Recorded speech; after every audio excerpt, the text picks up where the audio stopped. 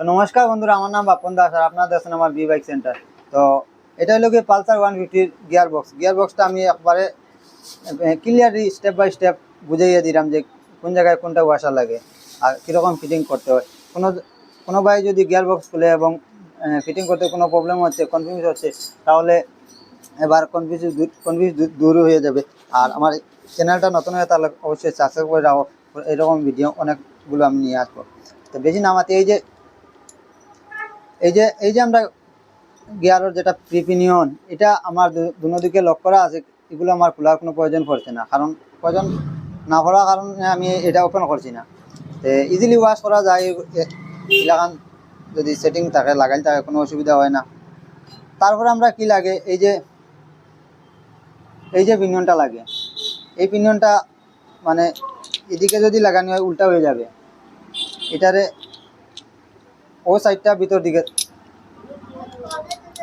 দিকে দিতে হবে, একদম ক্লিয়ারলি বুঝে রাখো। এটা কিন্তু এরকম করবে না, এরকম শুধু আপ ডাউন করবে। তারপরে এইরকম একটা বুশ থাকবে, এই বুশটা এখানে ইজিলি বসিয়ে দিবে। তারপরে আমরা যে এই যে পিনিয়নটা, এই পিনিয়নটা যদি এরকম ফিটিং করে দাও তাহলে কিন্তু আবার ইঞ্জিন খুলতে হবে। এটা এই যে গ্রুপওয়ালা সাইডটা ভিতর দিকে থাকতে হবে।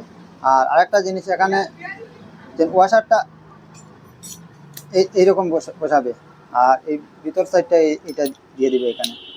তারপরে আমরা একটা ওয়াশার লাগবে সিম্পল, এই পিনিয়নটা আমরা রকে হয়ে গেছে সেম, এটাই এখানে লক করা আছে। আর আমাদের প্রয়োজন পড়ছে না, এর শাফটটা যদি চেঞ্জ করতে হয় তখন গিয়ে এই লকগুলা ওপেন করতে হয়। তো এগুলো আমি ওপেন করছি না এখন, তাই এমনিতেই ওয়াশ করে ফেলছি। তো এইটা একটা লক থাকে এখানে।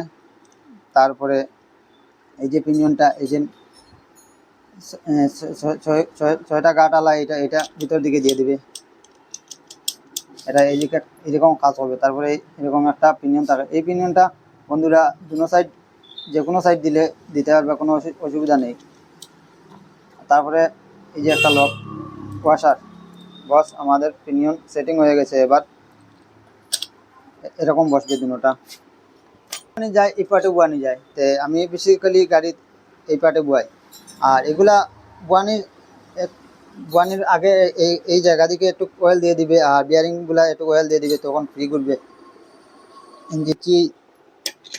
এটা হলো কি ইনপুট শাফট আর এটা হলো আউটপুট শাফট। বস এটা কিন্তু এখন ঘুরবে না, যখন সিলেক্টার ফিটিং হবে তখন এটা ঘুরবে। একদম শর্টকাটভাবে আমি বুঝিয়ে দিচ্ছি। এই যে দুইটা বড় দেখবে, এই দুটা কিন্তু আমরা আউটপুট শাফটে লাগবে, আর এই যে ছোটোটা ইনপুট শাফটে লাগবে, ইজিলি মাথায় রাখবে। আর এই যে এগুলো আমাদের যদি বেশ কম থাকে তাহলে এগুলো বুঝে সমান থাকলে যে কোনো জায়গা বসালে হবে। আর এটা কিন্তু আমার এই যে গিয়ারের স্প্রিংয়ের জন্য এই গার্ডটা দেওয়া আছে, তাই এটা আমার মিডিলে লাগবে।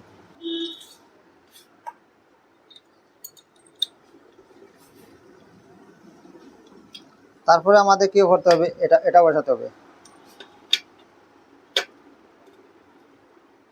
দিয়ে দিবে।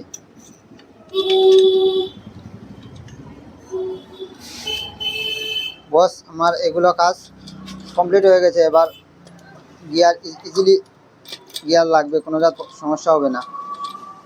এবার বুঝবে কি করে এটা নিউট্রাল আছে কি গিয়ার আছে, এরকম একটু ঘুরিয়ে দেখবে যে দুনো শাফট ঘুরছে কি এক শাফট ঘুরছে।